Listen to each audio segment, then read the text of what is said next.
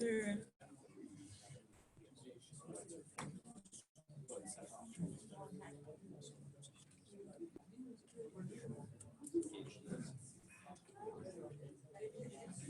Well, welcome. We want to welcome everybody to Ohio and welcome to Bluffton University. We're glad that you take the time out of your busy schedule to come join us. We have a program this weekend that we're very excited about. We hope it can be a good time for learning, for fellowship, and for getting to meet some other people in the healthcare fields, and really talking about what it is that we all are doing, we're all passionate about. So welcome. So tonight we're going to go ahead and start our evening of worship. With us, we're very fortunate this weekend to have Louise, Ranck, and Daryl Snider. They're going to be leading worship for us, and so thank you so much for joining us. And we'll go ahead and turn the program over to them. Start with worship. If you don't have hymnals nearby you, just raise your hand and someone will snoop around and maybe bucket brigade some fast folks. This room is not designed very well for seating, so I invite you to stand, to meet each other in the center of the aisle, to stand close together, and that's comfortable for you. We're going to begin with number 6. In the hymnal. And I just need you to know that you will notice right away that there is a small rodent in the piano. That speaks every time I press the pedal. So it'll be just our special friend. Okay.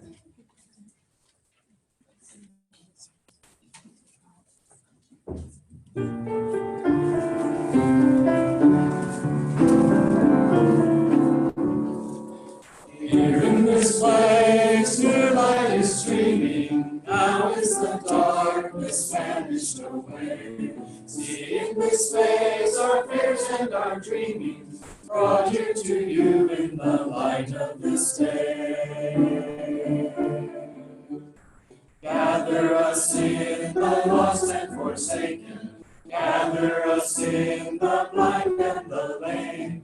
Call to us now, and we shall awaken. We shall arise at the sound of our name. We are the young, our lives are a mystery. We are the old who yearn for your face. We have been sung throughout all of history, called to be light to the holy embrace. Gather us in the rich and the haughty, gather us in the proud and the strong. Give us a heart so meek and so lowly, give us the courage to enter the song. Here we will take the wine and the water, here we will take the bread of new birth. Here you shall call your sons and your daughters, call us anew to be salt for the earth. Give us to drink the wine of compassion, give us to eat the bread that is you. Nourish us well and teach us to fashion lives that are holy and hearts that are true. Not in the dark of buildings confining, not in some heaven light years away, but here in this place a new light is shining. Now is the kingdom, now is the day.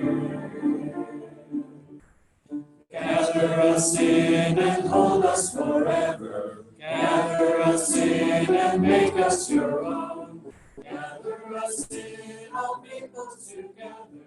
Fire of love in our flesh and our bone.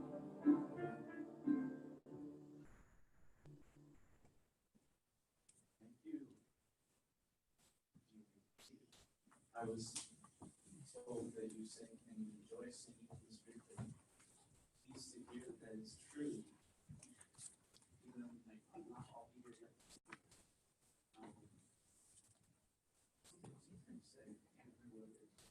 Oh, the other thing was, you may notice that this evening we've chosen some songs that they only have a melody with. And one reason for that is that I like to focus first on the melody. Because the melody is what carries the text, the melody is what carries the meaning of the song. Instrumentation, the harmonies is all supporting the melody. So we will get some harmony later, and we love harmony.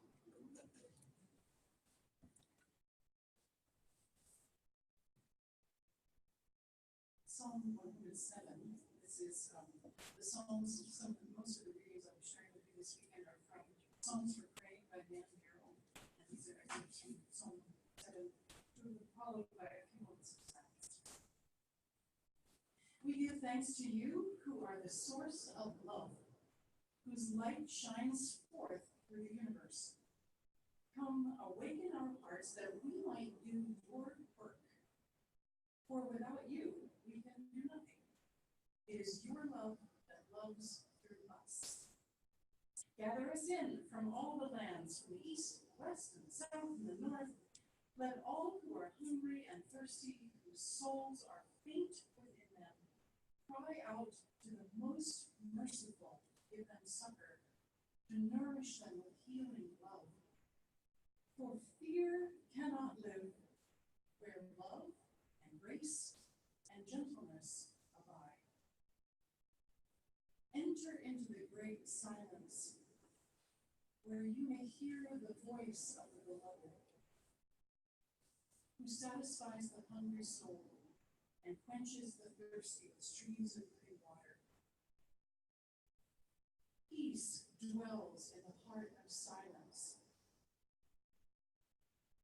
Compassion and mercy abide there as well. Come, let us give thanks to the heart of all hearts, giving praise for the unlimited gifts of love. Let us pray for the well-being of all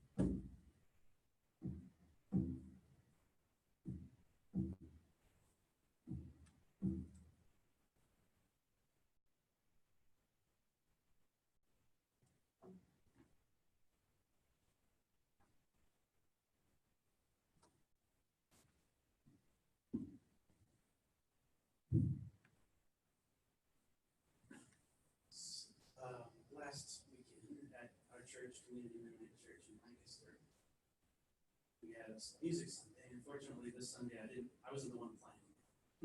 Someone asked me, and then Summer asked me and Sunny this sort of we would do a communication with God drums.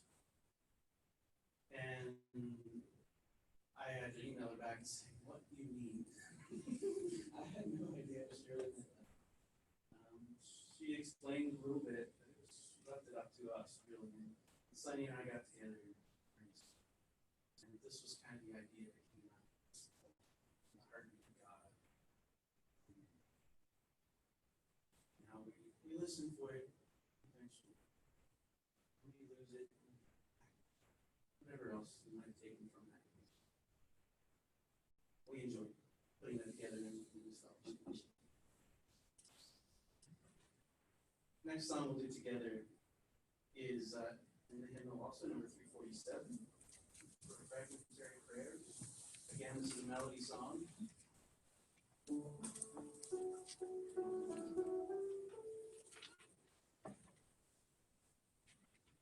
the words are just beautiful, so please enjoy them.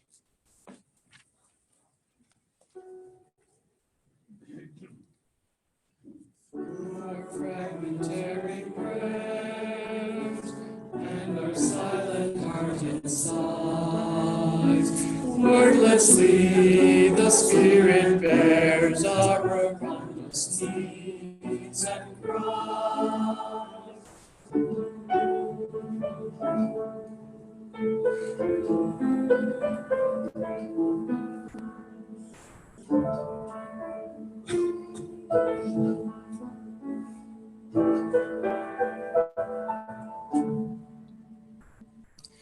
Deeper than the roses deep is the Spirit's speechless tone, making human prayers complete through the prayer that is God's own.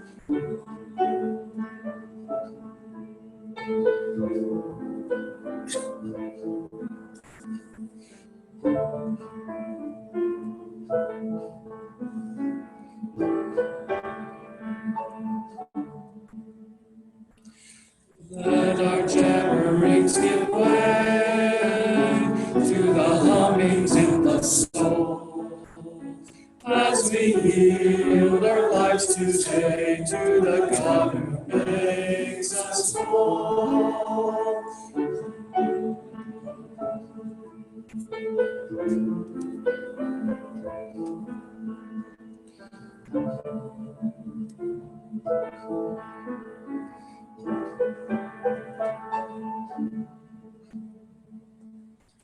Search and sound our mind and heart, breathe and flame and wind and dawn. Let your prayer in us impart strength to do the work of love.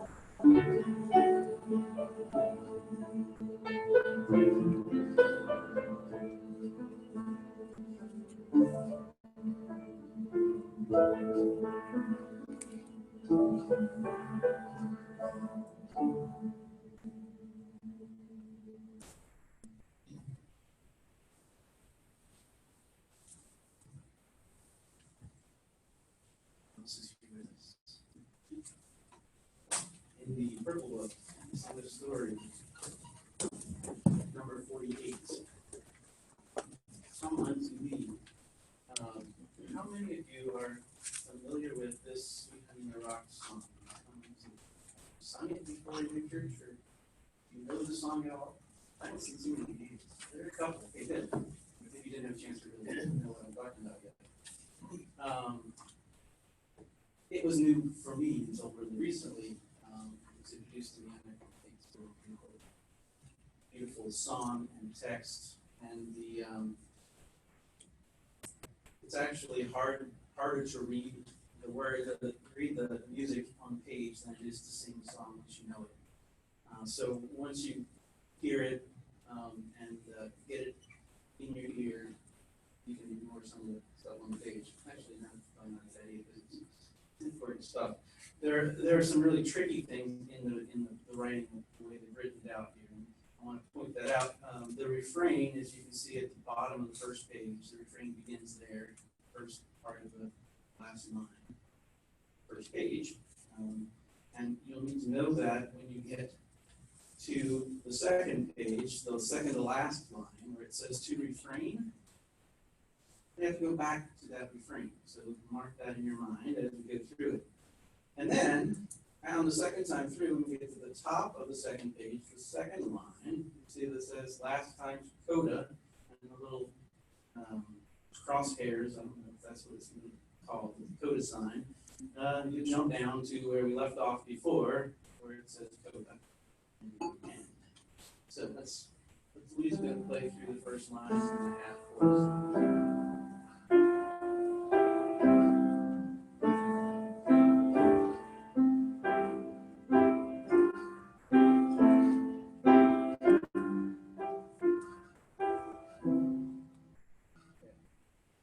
So the men start. Ready? Ready? Come unto me, all ye that labor, and I will give you rest. Come unto me, ye that are heavy laden, and I will give you rest. Take my yoke upon me, and learn of me, for I am meek and lowly in heart,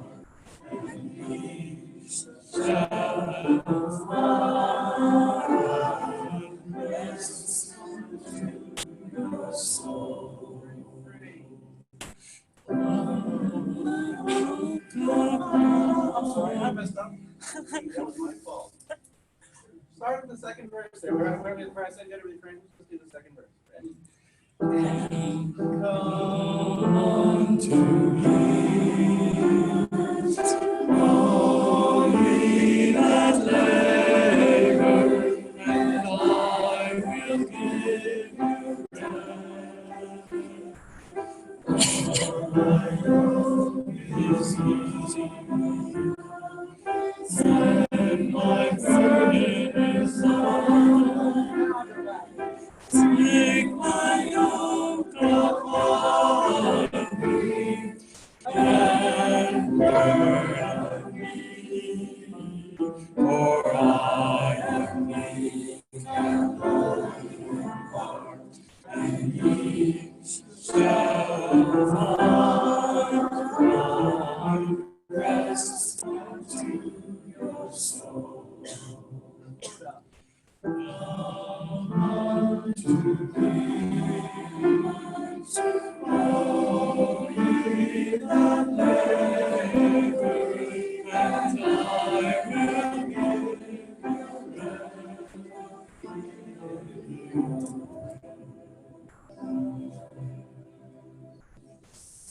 A really hard retarded view. You did great, really. You would have tried it. Okay, I thought maybe you'd want to try it. Now that you got it, do you want to sing? Would you like to dance? As far as I'm concerned, anytime we sing, you're welcome to stand. I prefer singing when I sing. So if I forget to tell you to sing. And Come unto me, all ye that labor, and I will give you rest. Come unto me, ye that are heavy laden, and I will give you rest. Take my yoke upon me, and learn of me, for I am meek and lowly in heart, and ye shall find rest unto your soul.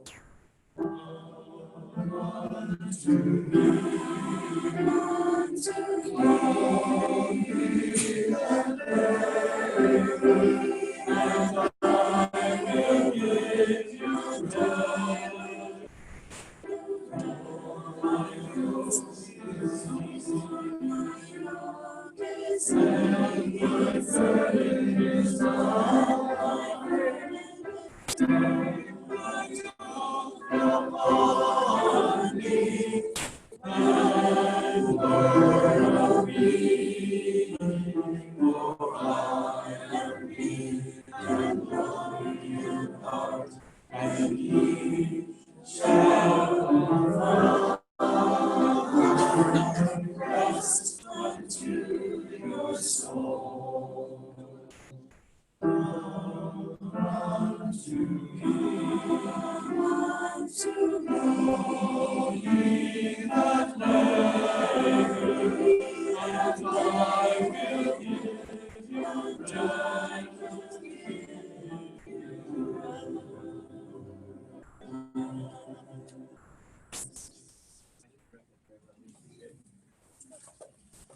one more song, and this one is on the sheet that was printed out.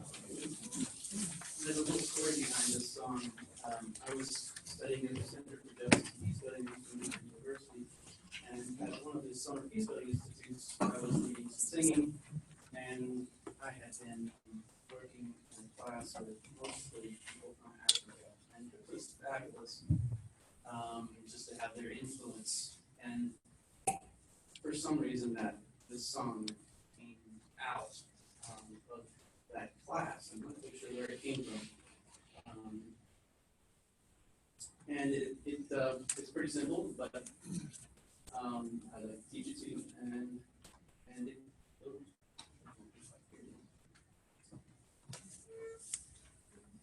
Listen to the heartbeat all around the world, pulsing, flowing, one body, one spirit.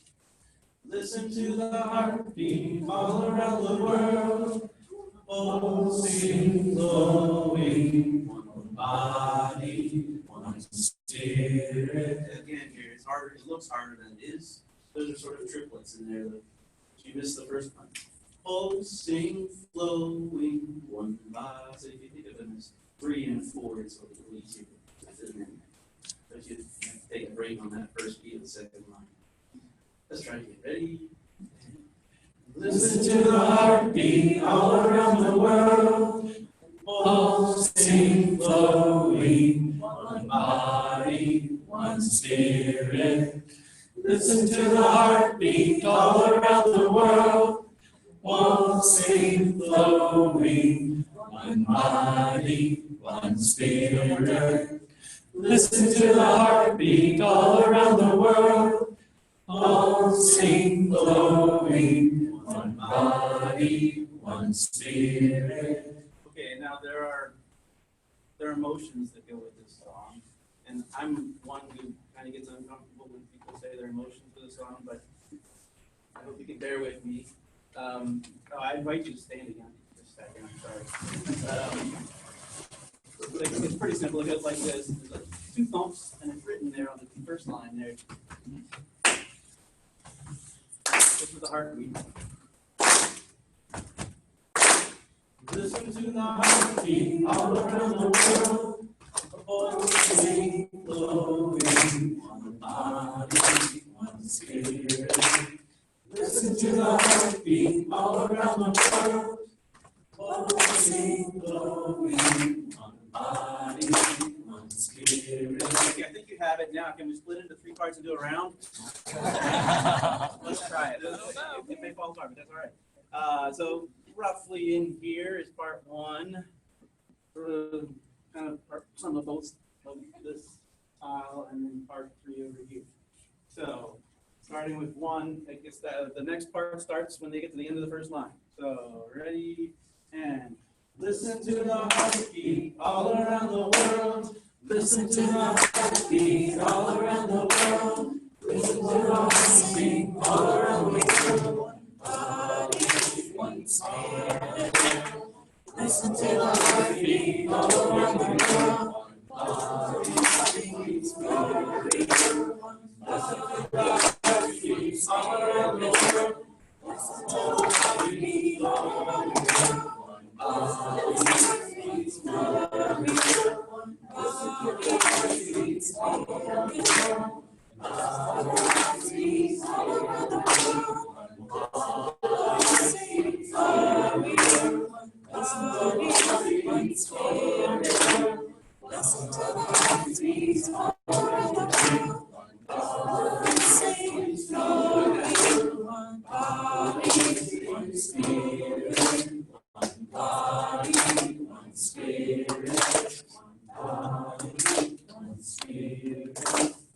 Very good, thank you.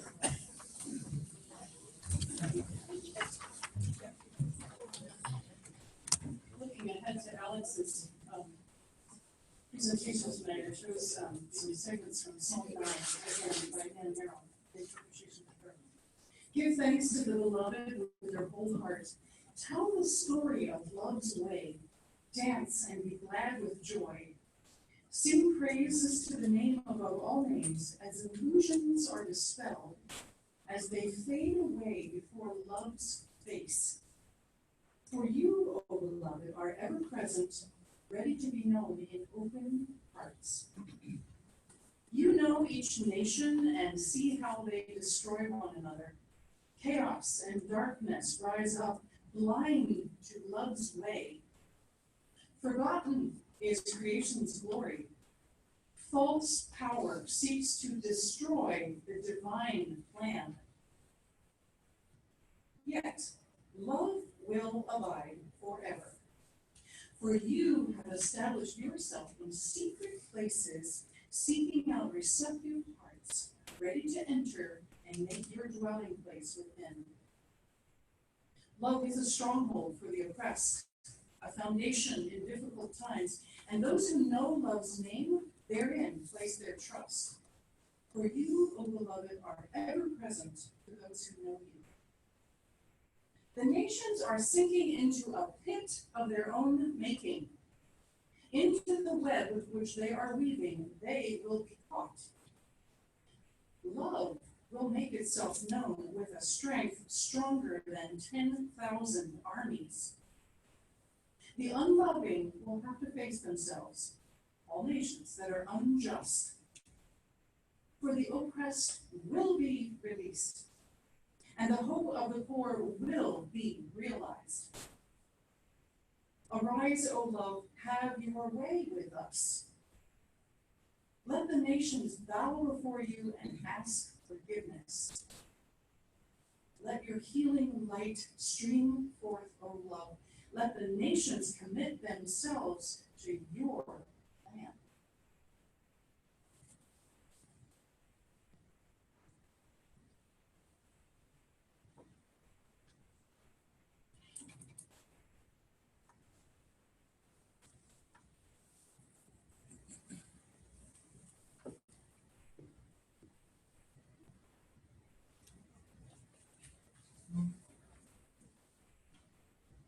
Thank you again to Daryl and Louise for that wonderful time of worship. Now we're ready to start on the rest of our program. First of all, I would like to introduce to you the United Healthcare Fellowship board members here in attendance, as well as our planning committee. If you stand up as I introduce you so that people can see you, and feel free to reach out to any of these people over your time here. Louise has been our president this past year, will be again next year. We have also here Indigo, and then Ken. Those are board members. Also on our board but not here this weekend are Christine Charles, Joanna Hunsberger, Joe Longacre, Wanda Thurman McDormand, and Matt Thiessen. So that's our board of directors. Our planning committee is myself, and you guys can stand up as well, Beth Toner, Arlen Esch, and Louise. Thank you for the planning committee for all the effort you put aside this week. In your programs, so hopefully you found them. There's the schedule. One thing I'd like to highlight on the schedule is on Sunday morning, we'll be having a opportunity to meet forward. As the board is looking forward to what we do over this next year, we would very much value your input, your thoughts. So please take that opportunity to sit down and talk with board members as we continue to look at bringing this organization forward. We very much value your thoughts and your input. So do notice that on the meeting. And now it's my pleasure to introduce our speaker for this evening, Dr. John Alexander Snider. Really putting together an introduction like this is a bit tricky in the 9 circles. So many times if you ask the speaker to tell you about their achievements, with the spirit of humility, you often get a woefully incomplete account of what they've done. But unfortunately, given my proximity to Bluffton, as well as connections to faculty members here, I've had a chance to hear quite a bit about what we might expect to see. Dr. Snider is professor of religion and director of the Peace and Conflict Studies program here at Bluffton University, and has a truly world-class academic pedigree. While completing graduate work at Duke, he studied extensively with Stanley Harwas, who was cited by Time Magazine in 2001 as America's best theologian. Perhaps more directly to the point of our discussion here, Dr. Snider's formal academic successes have not gotten in the way of pursuing an interesting and diverse research agenda. His dissertation was revised and published in 2011 as a book entitled To See History Doxologically. I hear that it's both remarkable and rather dense, but it's hard to find. It works at finding how to understand what is broken and damaged in the church and how to still be holy in that broken and damaged state. The ideas of renewal through brokenness and reliance on God have certainly shared significant overlap with those of us in healthcare and our efforts to be healers. He's currently doing work surrounding medical ethics and ableness, both as part of his larger research agenda and as a core part of what he does here teaching at Washington University.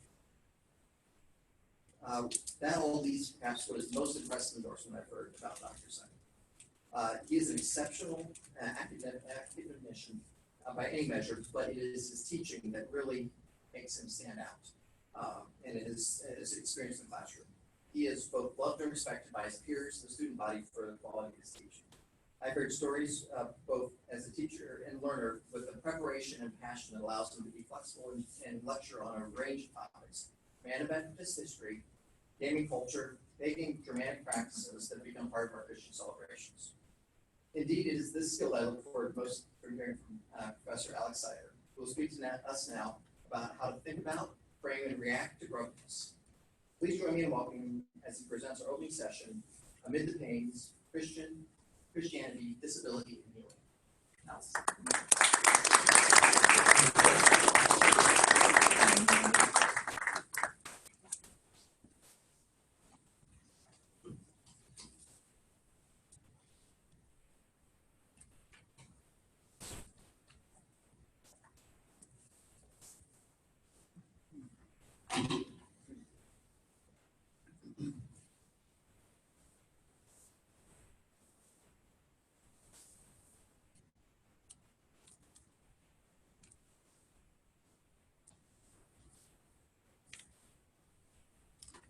You know what, I'm not gonna use the pointer, the mouse, because I was lose it on the screen, so I'm gonna have the keyboard here. Advance things a little more clearly. I'm also a little worried. Usually when I teach in this room, I pace all over the place and manage to trip over things. So that generally generates a good laugh from people, but it's a little more dangerous tonight. Well, thank you for this invitation to speak, and it's nice to be here. This is work that I have been putting together for a long time, and what I noticed most about it while I put it together for this presentation is that it's still pieces here and pieces there that I think are coherent, but I'll beg your indulgence. So with that, I'll hop right in. Modern Israel's greatest poet, Yehuda Amichai, died in the year 2000. That same year, his translators, Chana Bloch and Chana Kronfeld, published Open, Closed, Open, a collection of Amichai's poetry, which won the 2001 PEN Award for Poetry and Translation. Open, Closed, Open included Amichai's poem, The Precision of Pain, from which I take my title today. Here's the poem. The precision of pain and the blurriness of joy. I'm thinking how precise people are when they describe their pain in a doctor's office. Even those who haven't learned to read and write are precise. This one's a throbbing pain. That one's a wrenching pain. This one gnaws. That one burns. This is a sharp pain. And that a dull one. Right here. Precisely here. Yes. Yes. Joy blurs everything. I've heard people say after nights of love and feasting, it was great. I was in seventh heaven. Even the spacemen who floated in outer space, tethered to a spaceship, could only say, great, wonderful. I have no words. The blurriness of joy and the precision of pain.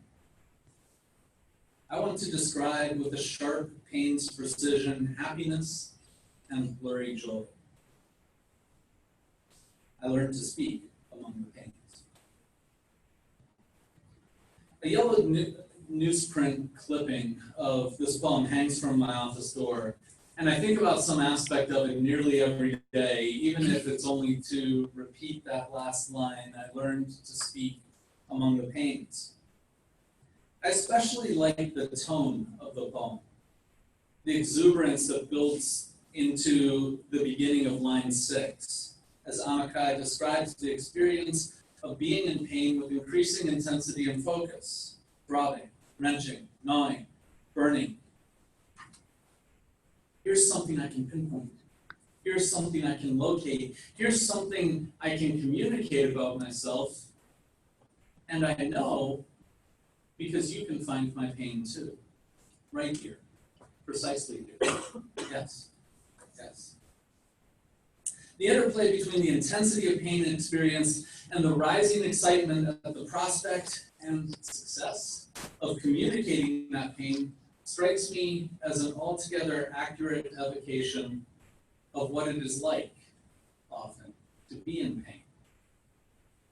There's this nearly imperceptible oscillation back and forth between suffering and relief at being heard.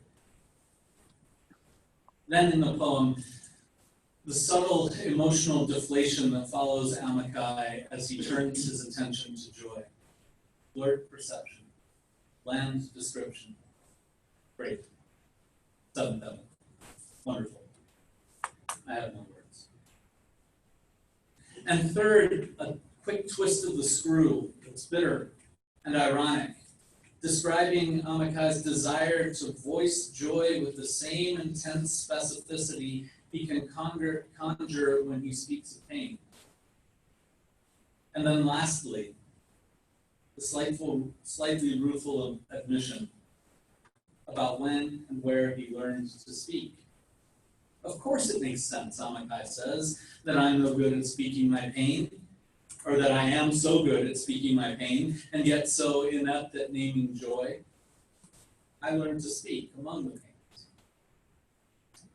Well, this poem structures most of my thinking and experience regarding questions about religion and health, and not least about the stressed three-way intersection among Christianity in its taught and lived dimensions, disability in its theoretical and experiential dimensions, and healing, which is for many of us as often dimensioned in disappointment as it is in hope.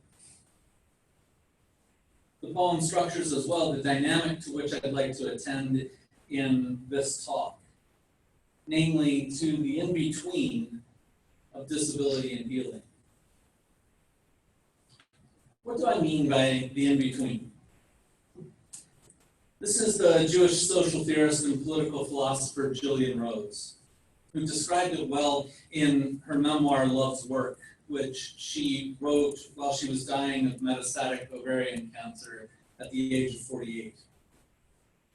Rose began Love's Work with an epigraph from Saint Silouan of Athos. If you haven't heard of Silouan, he was an early 20th century Orthodox monk who received in ecstasy a vision of Christ, and then, when the vision faded, lapsed into a 15-year-long major depressive episode, at the end of which, he says, God granted him assurance in the form of a saying, keep your mind in hell and despair not. Love's Work, Rose's memoir, is part philosophy, part theology, part memoir, and its title is ambiguous, deliberately so, I suggest. It may be possessive, the work of love, or it might be a contraction, love is work. Anyone who attempts to write honestly about love or life will know that it's no field for soupy platitudes or facile moralizing. Love and life are also not fields that are accepting, let's say, of predetermined outcomes. If there was one thing Rose couldn't stand, it was the faith that people often put in predetermined outcomes. She recognized the persistent structure in human thinking that pits two justifiable but incompatible claims against each other. And then, in the structure of thinking, often dictates how that controversy will work itself out. Within contemporary Christian thought, you might recognize such an opposition as that which is often proposed between faith and reason, or love and justice, or faithfulness and effectiveness, or science and religion. Such inquiries are almost without exception boring. You know how they will work themselves out before you ever engage them. Their purpose, moreover, is rarely to grapple with the question of how to speak truthfully about the world. Instead, it's usually to reinforce a perspective that you or others already hold on different grounds. And I ask you to consider what it's like to have a perspective that you already hold reinforced by someone else. Words like validating, vindicating, or even stabilizing come to mind. But as we can easily see in our polarized political climate, feeling validated in one's views, because of your camaraderie with others, is really quite different than grappling truthfully with the perspectives of those who disagree with you. It's a way of repairing a relationship without having to engage it. And this is what Rose couldn't stand, that we repair relationships without engaging them. Against this ideology of repair, Rose argued for the integrity of the in-between. Human lives, she insisted, are often marked by difficulties that can't be easily ameliorated. If we're to live and love truthfully, Rose said, it will only be by committing to the long and potentially unrewarding work of peacemaking mediation, which, just as often as not, involves living into and with irreconcilable differences.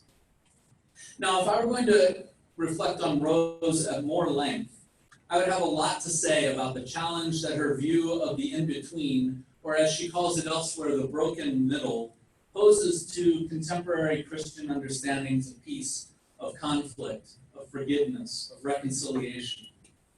But here, I want to reflect on the commitment to the in-between in terms of Christian responses to disability, particularly as they're filtered through stories of healing. Christian narratives about human illness and impairment often leave persons with disabilities with two options: either miraculous healing or heroic suffering. And these narratives create the impression that with great faith or effort, persons with disabilities can overcome physical limitations and social barriers. But these same narratives often ignore discrimination and disabling social policies. Tonight, I'll explore some resources within the Christian tradition for speaking about human illness, impairment, and disability, and by extension, healing, as fundamental matters of social justice. But part and parcel of any exploration of subjects as fraught as disability and Christianity and healing is work to create shared understanding of ideas and concepts. We have to hold some conceptualizations in common in order to avoid simple misunderstanding.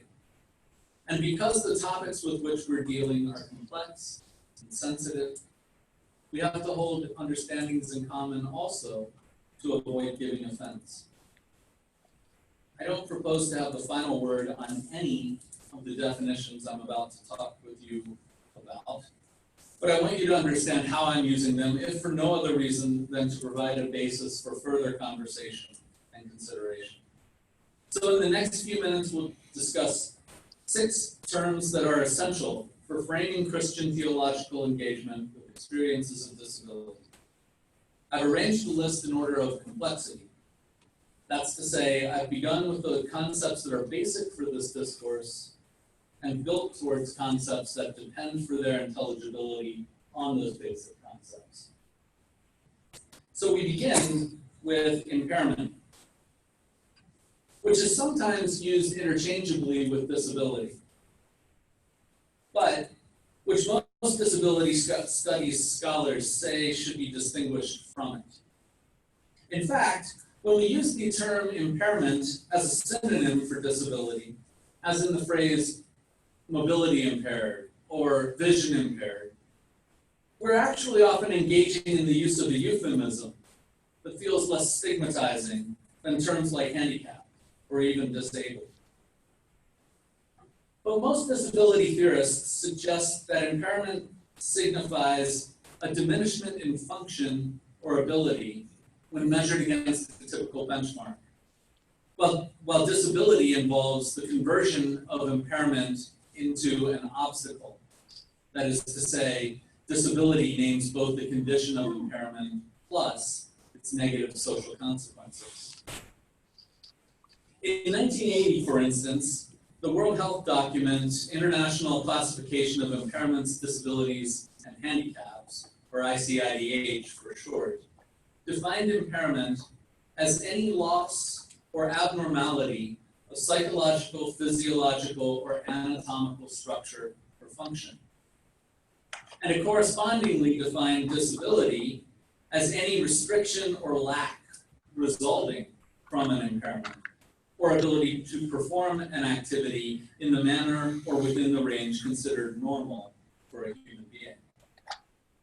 The emphasis on restriction is important. While my broken leg might impair me, it only becomes disabling on this definition when I need to climb a flight of stairs that someone has put in my way. The concept of impairment, according to social theorist Michael Ralph, did not, however, originate in connection with modern medicine or disability activism. Instead, it began with changes in the U.S. life insurance industry that followed upon the abolition of slavery in 1865. Ralph argued that as a term, impairment served to condense several different classes of risk, including region, race, family medical history, and national origin, in a way that avoided language that suddenly conflicted with the imperative to form an ostensibly free society.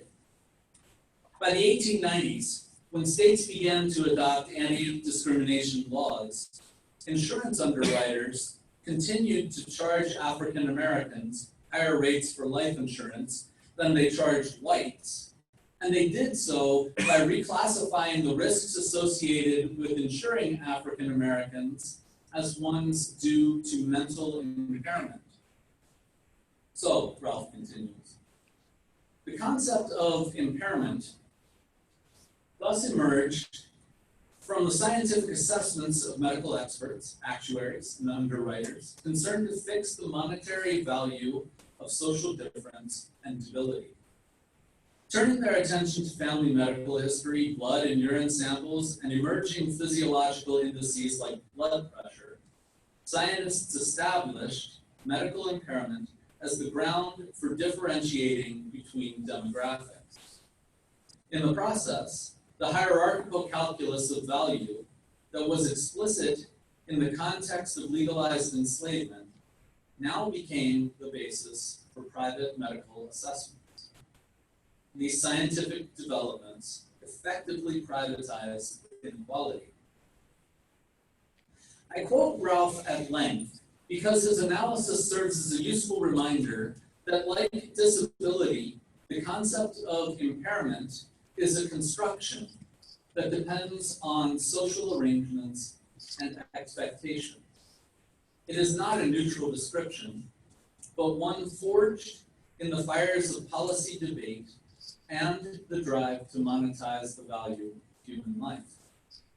The struggle to define impairment over the decades has had positive consequences for some people and negative, dehumanizing ones for others. I've already given one description of the term disability, impairment plus its negative social consequences. And that description expresses what Rachel Adams, Benjamin Rees, and David Serlin call a central tenet of disability studies.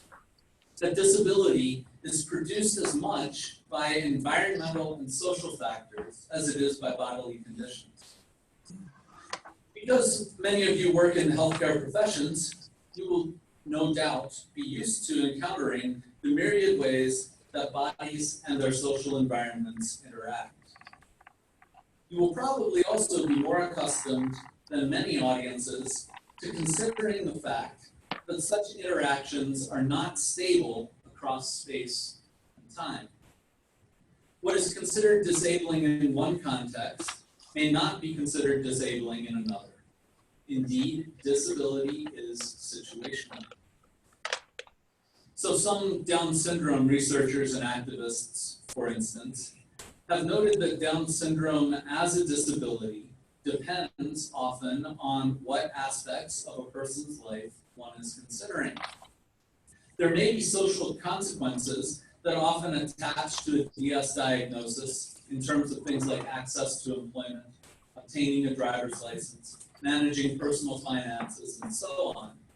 But a person with a DS diagnosis will typically not experience that diagnosis as a defining feature of home or family life, and may even enjoy social benefits in terms of higher than typical emotional intelligence quotients. Though I admit that the research on that front is controversial. In other words, contrary to what may seem to be common sense, there's no specific set of conditions or impairments that just are disabling, regardless of time, place, and social setting. Yet, despite the fact that disability is socially constructed, it tends to provoke a common set of reactions wherever and however it occurs. Nancy Easland, the author of The Disabled God, which was really the first text in the sort of subfield of theology and disability. It's a 1994 text, so 4 years after the publication of the ADA, or of the passage of the ADA. Nancy Easland puts it this way: although people with disabilities span a broad spectrum of medical conditions with diverse effects on appearance or function, whatever the setting, whether in education, medicine, rehabilitation, social welfare policy, or society at large, a common set of stigmatizing values and arrangements has historically operated against us.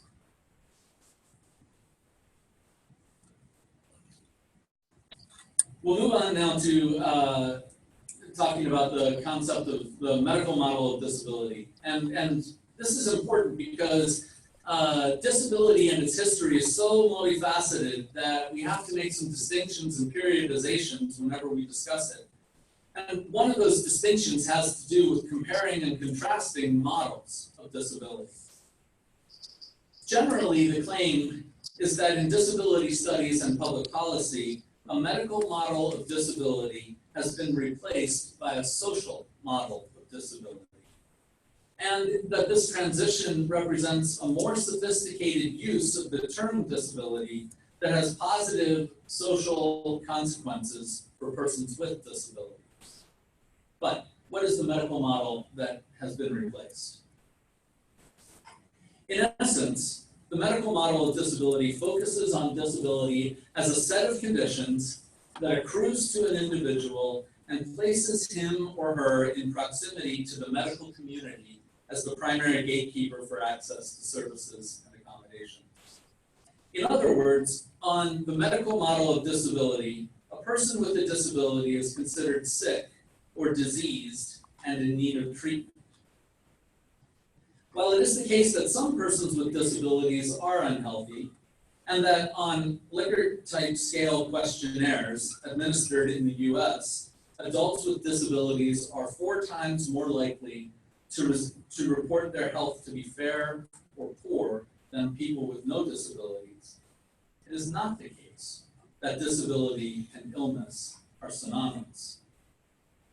I say this, though, with one important caveat, namely, that the line between chronic illness and disability is extraordinarily fuzzy, particularly when one considers acquired disabilities in aging populations, as well as disabilities that are acquired in relation to women's reproductive health. So, for instance, women's studies scholar Susan Wendell has argued that the displacement of the medical model of disability by the social model puts persons with both chronic illnesses and disabilities, most of whom are older and or women, at a systematic disadvantage by silencing increased attention to advocacy for medical care in the disability community.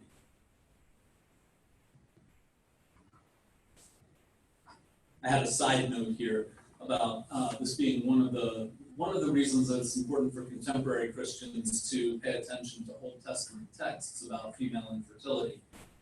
When we start to think about the appearance, if you will, of disability in the Bible, we quickly find out that female infertility in the period during which the Old Testament is written, about which it is being written, is an impairment that has an extreme set of social consequences for women.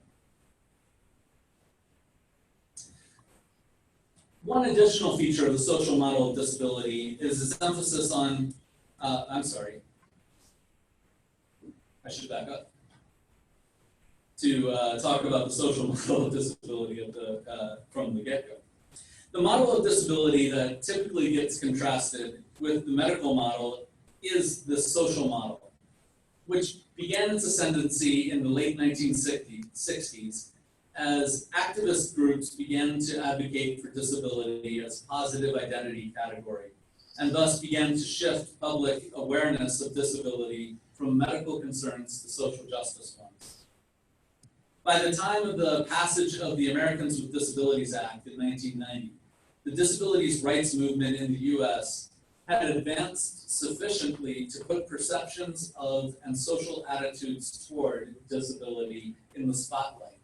And on the world stage, the 2008 UN Convention on the Rights of Persons with Disabilities defined disability as resulting from the interactions between persons with impairments and attitudinal and environmental barriers that hinder their full and effective participation in society on an equal basis with others. This definition highlights the basic shift from the medical model. Whereas the medical model treated a person with a disability as an isolated individual in need of treatment, the social model of disability focuses on reshaping society at large through legislation, accommodation, accessibility, and inclusion work, and efforts to address the stigma that is attached to disability and led to disparities and opportunities for persons with disabilities. One additional feature of the social model of disability is its emphasis on perceptions of the world shared by persons with disabilities, which is sometimes called disability subjectivity or even a biocultural model of disability. Adams, Rees, and Serlin elaborate. While it may be true that to lose one's leg, or to be visually impaired, or to have chronic illness in the 21st century United States is incommensurate with what these impairments or conditions meant 18th century Europe or ancient Egypt, disability itself always begins and ends with the subjective impressions of the individual who experiences the world through her body. The point here is to note that a person's perceptions are neither a function of the body in isolation nor of the built social environment, but rather of the interplay between the person and his or her societies or environments. We're going to talk about the last two definitions together, cure and healing. While summarizing the medical model of disability, I noted that in it, persons with disabilities were treated as diseased, that is, exhibiting symptoms of a pathological entity, or ill, experiencing a diseased state. In any event, they were treated as standing in need of medical intervention. When we traverse the ground between medicine and religion, we find a distinction arising within religious studies, but finding its way into the medical humanities, social sciences, today into narrative medicine and progressive clinical practice, between cure and healing. If I were to try to give a full history of the origin of this distinction, I'd point to the period between the end of the US Civil War and World War I.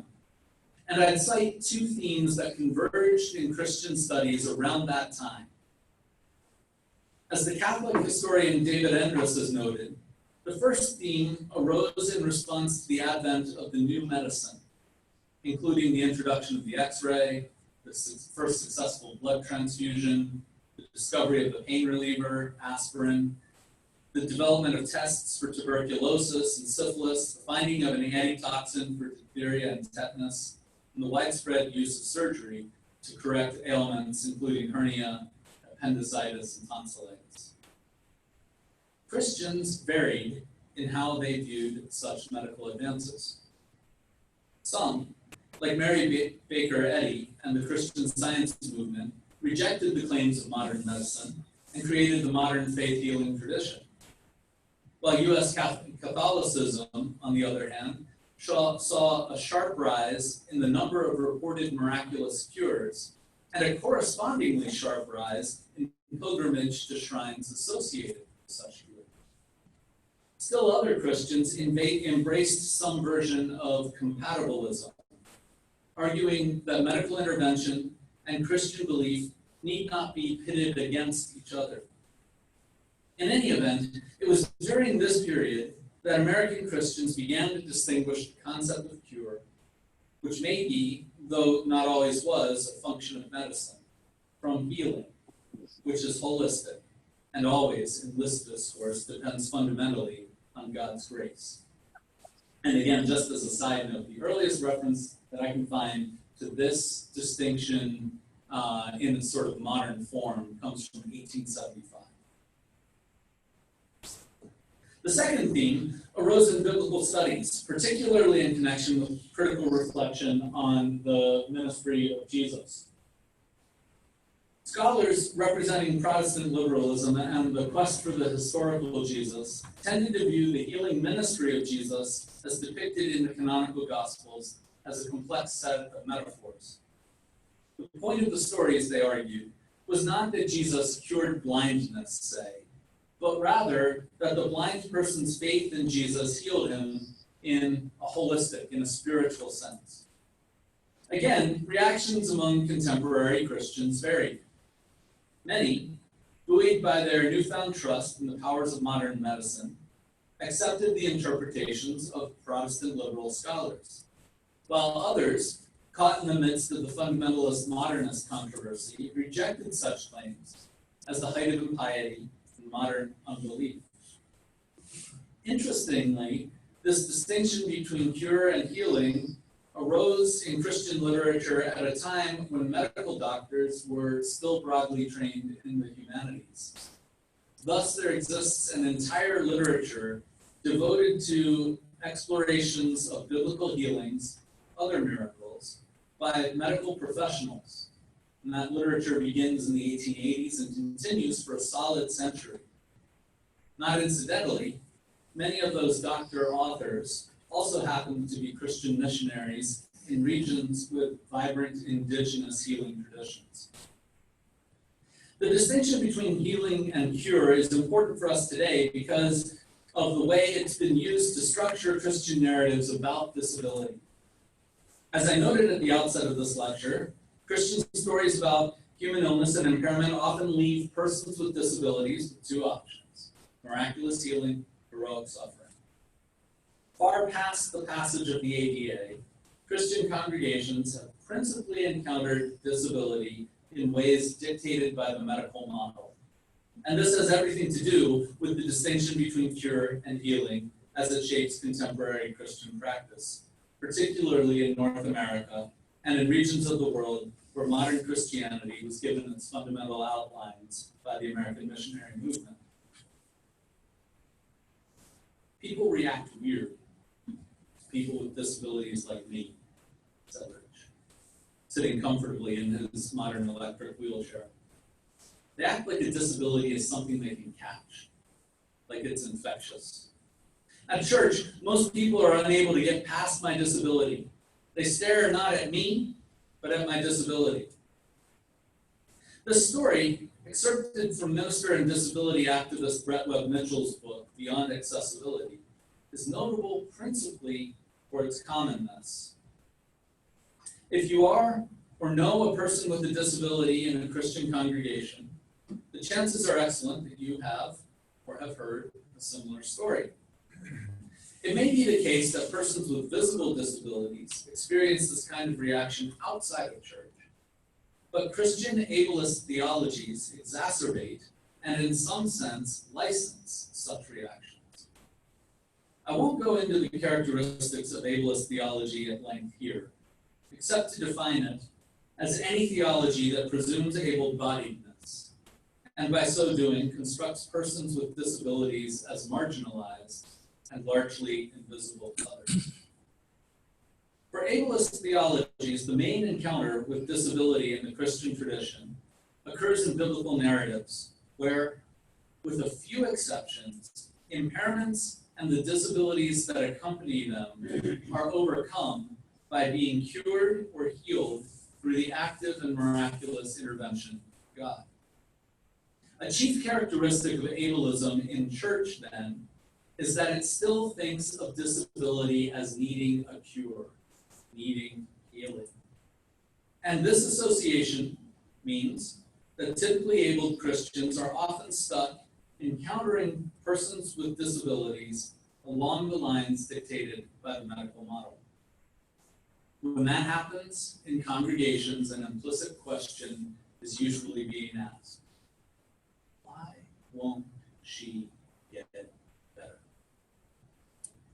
And as soon as that question gets asked, then you're off on all the usual rabbit trails about the power of prayer, the reality of miracles, the amount of faith people have, God's sovereignty, and the meaning of suffering.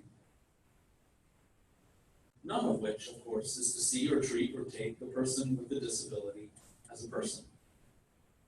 Often, rather than engaging with people, practitioners of ableist theologies pose questions or conundrums, questions that result in sterile but stabilizing and validating religious discourses that avoid the difficulty of actually encountering people in the in-between, people whose lives are marked by difficulties that cannot be easily overcome and should not be ignored.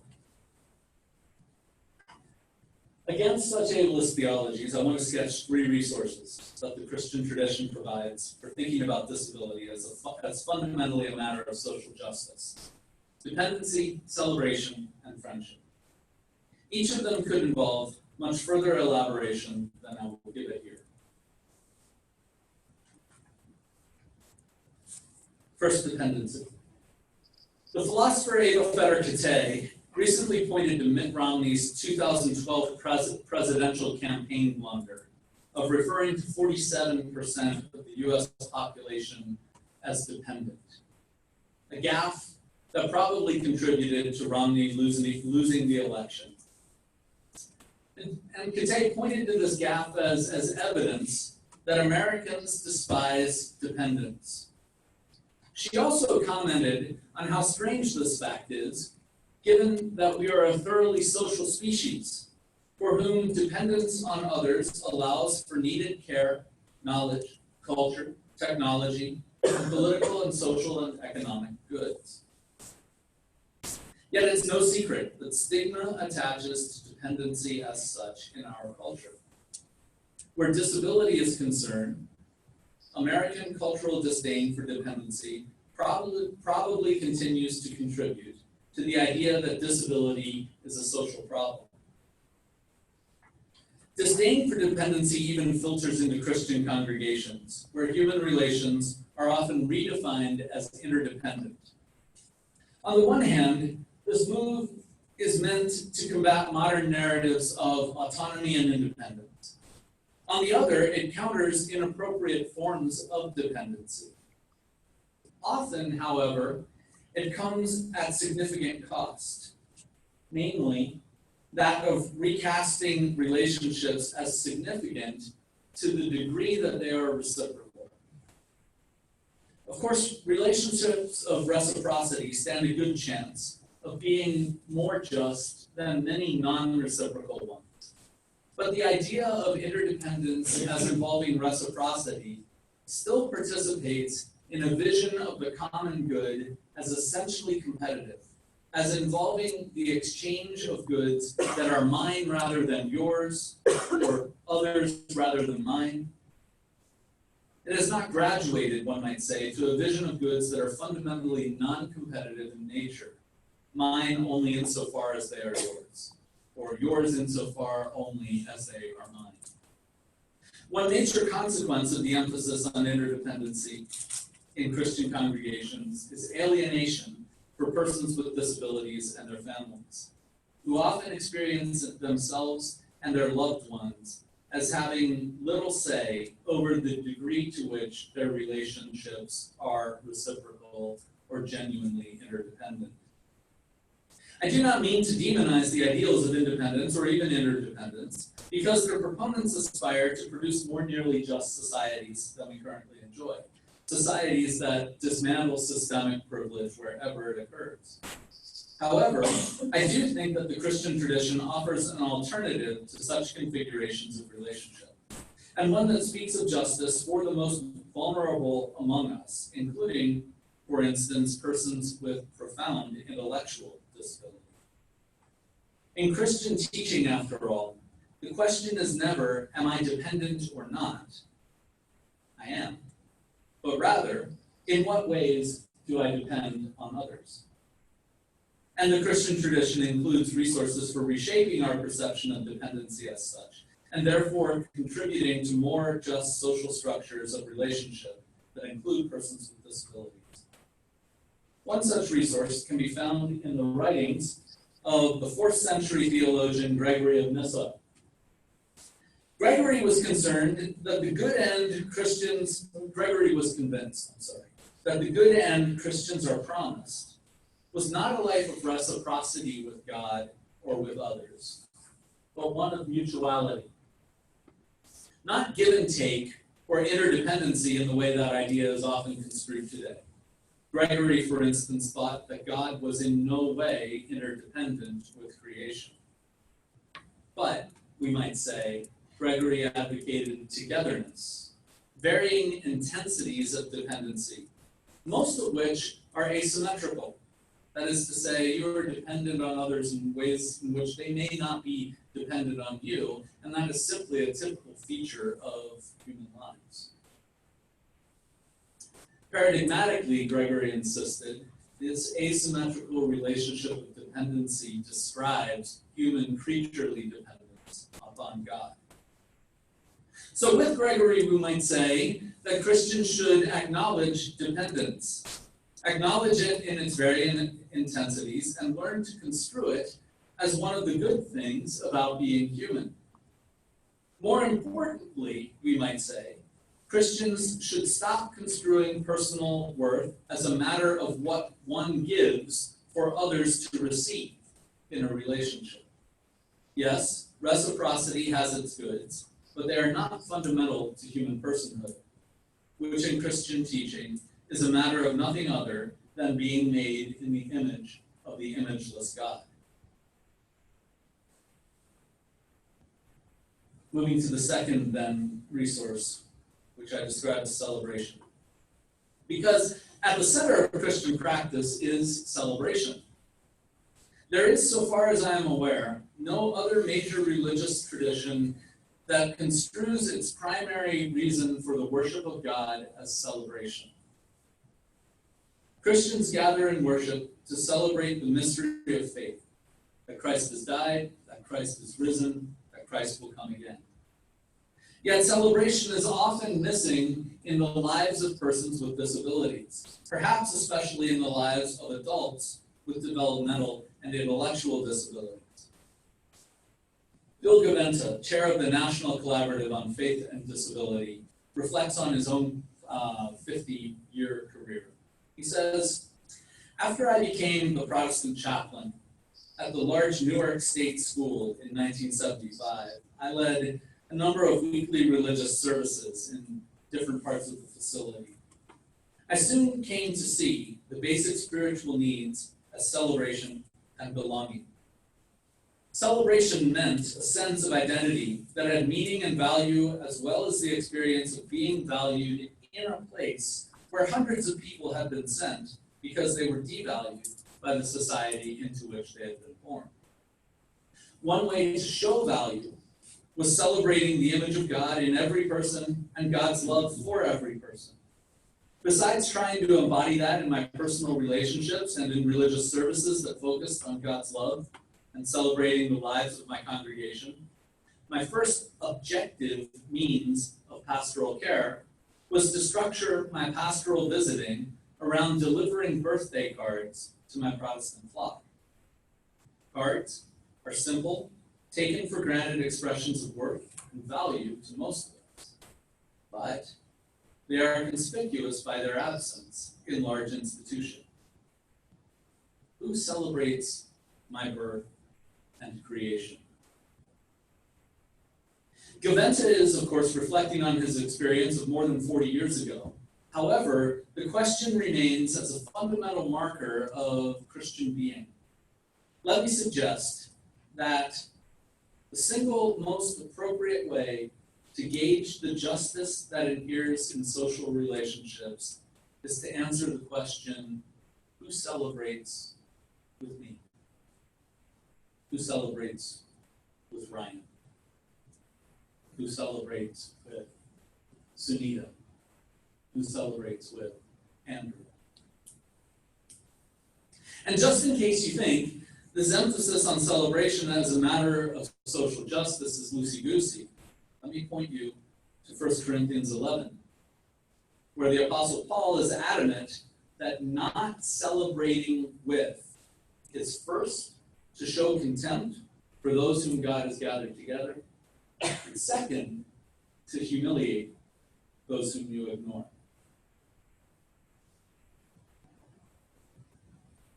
Lastly, friendship.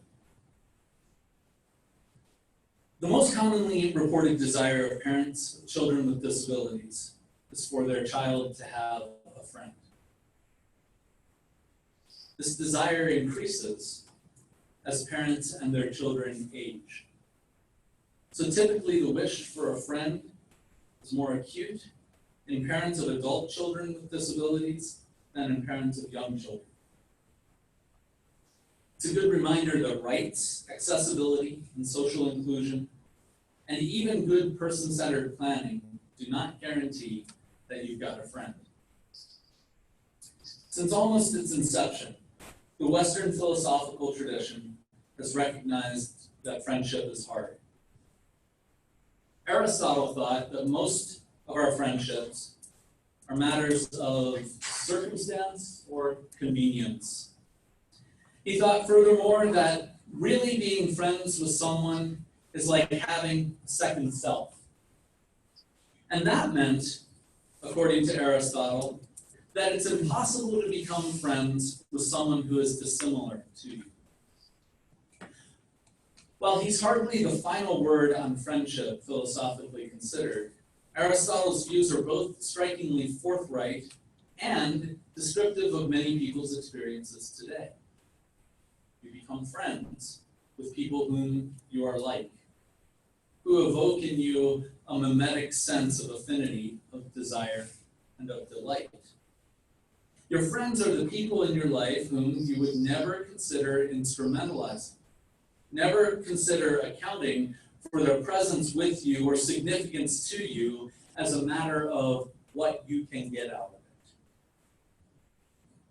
it. And if you extrapolate just a little bit from your understanding of who your friends are, you can probably sense some of the challenges authentic friendships pose for persons with intellectual and developmental disabilities.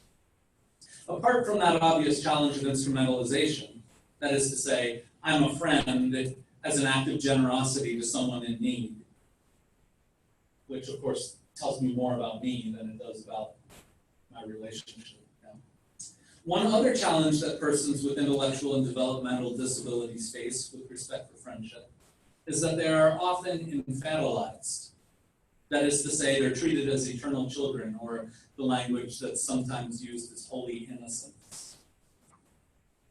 And this treatment impedes the growth of friendship not because it means that the person with the disability is never treated as a peer, though that often happens, but rather because it gets in the way of learning what it means to like someone without pretense. Again, however, the Christian tradition provides resources for becoming friends with others that enlarge typical assumptions about what it means to be someone's friend. The 13th century Dominican theologian Thomas Aquinas, for instance, suggested that we are created to be nothing less than God's friends. That is to say, that we are created means that we are people whom God likes.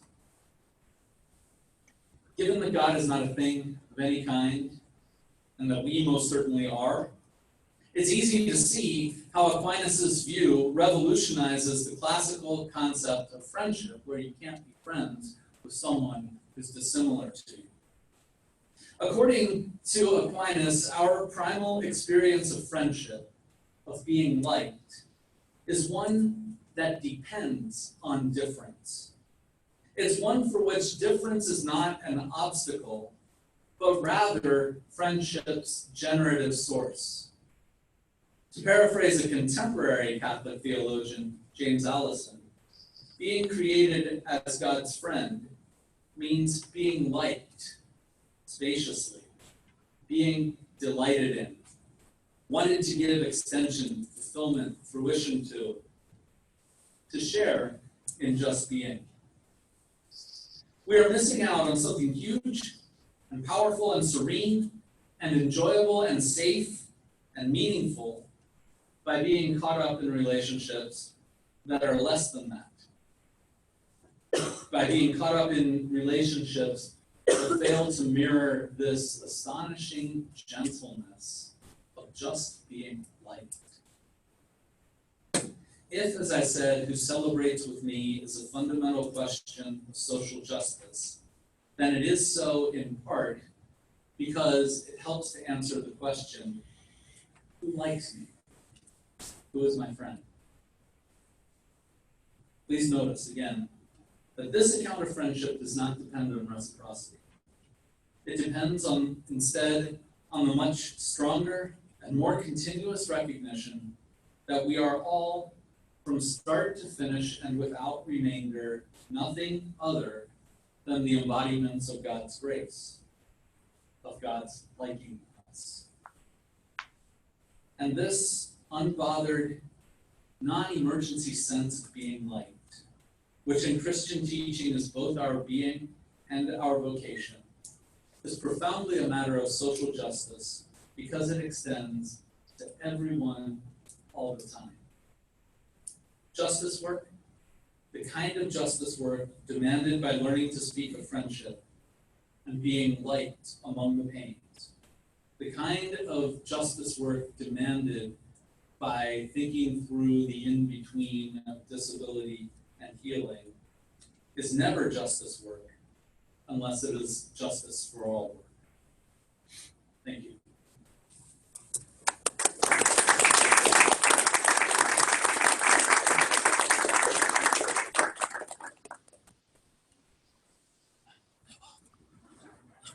Above.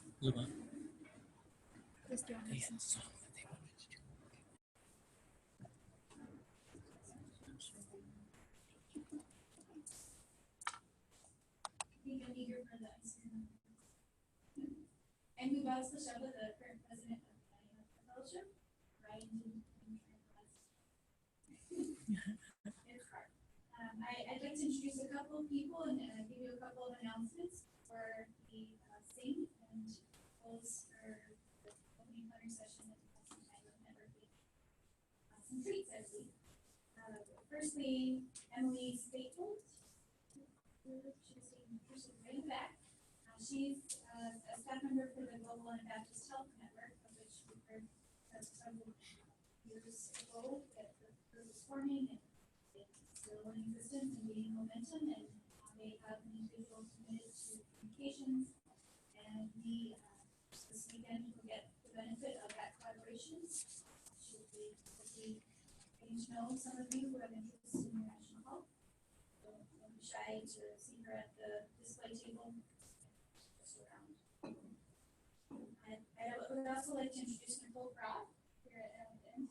She's one of two student essay project winners. The essays are in your registration program booklets, so feel free to read those at some point. And Nicole also has an article to reference at the Mennonite Healthcare Fellowship display table that she references in the essay. I'd like to draw your attention to several of the display tables that you might have seen when you registered in the central area of the building. There's, of course, the Mennonite Healthcare Fellowship display area where all of the article references is there, and also some books by Willard Sport League also here.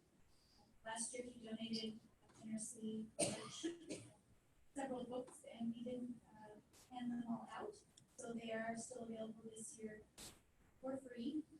If you'd like to make a donation, $5 is suggested. See either call any of the board members and come up with a that.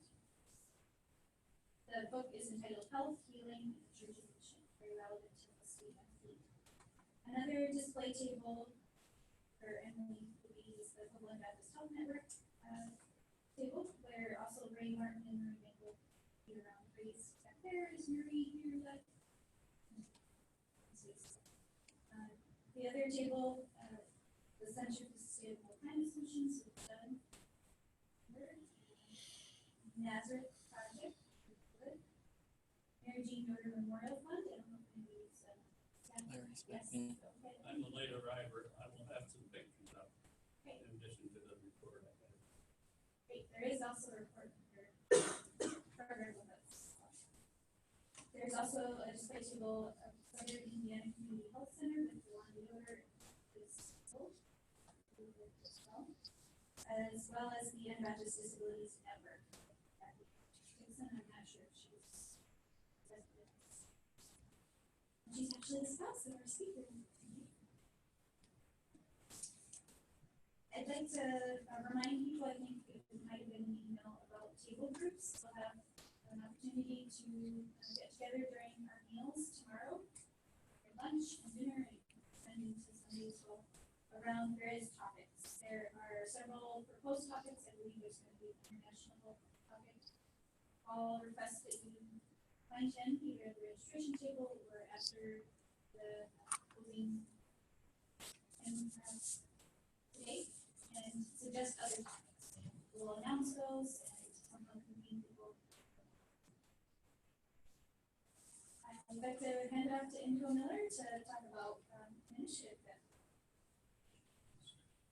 Evening. So we'll be learning lots of things this weekend. I think one of them is flexing our social media engagement as an organization. We have a new initiative called MHF, which will be primarily taking place on Facebook, but we also have a way to do it on the website as well. So we've created a photo frame, so like a digital picture frame that says, I am MHF. We're encouraging each of you to think about how you would answer the question, why am I a part of MHF? So who you are, maybe what your health profession is, and why you're part of this organization.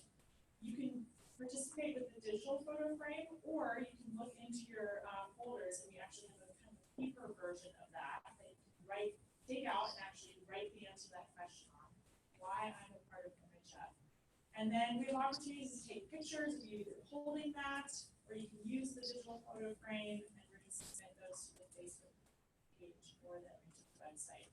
All of that sounds like too much, but that's okay. Come to me and I'll just take a picture of you smiling, your smiling face as a representative of MHF. And kind of share, get to know each other, to know why we're here together. And then we also encourage people who weren't able to make it here today. So it's not something that's just going to be who's in this room at the annual gathering, but we participate beyond this weekend. So again, if you have questions about that, or just maybe want someone else to take a picture for you, come see me, or maybe you'll see that too. And then finally this evening, once we've closed with our final song, we'll have a time for refreshments and networking. Nothing formal, basically just get your yourself some drinks and snacks and shake hands. Maybe tell each other why you are part of the club. Thanks. We're glad to see you all here.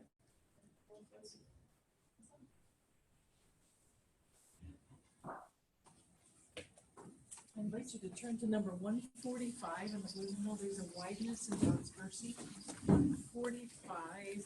So I've been watching or been listening to Across the aisle. Alex Verses Snider 1, 3, and 4. Where? they're in Centennial Hall. Yeah. There's a wideness in God's mercy, like the wideness of the sea. There's a kindness in God's justice, which is more than Well, they had looked this up.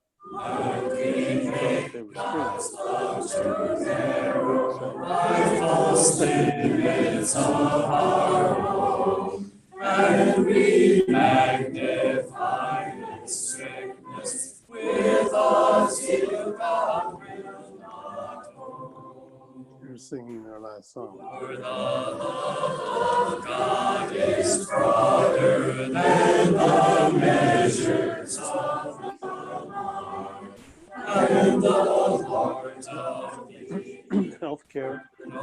is most Healthcare wonderful. Fellowship.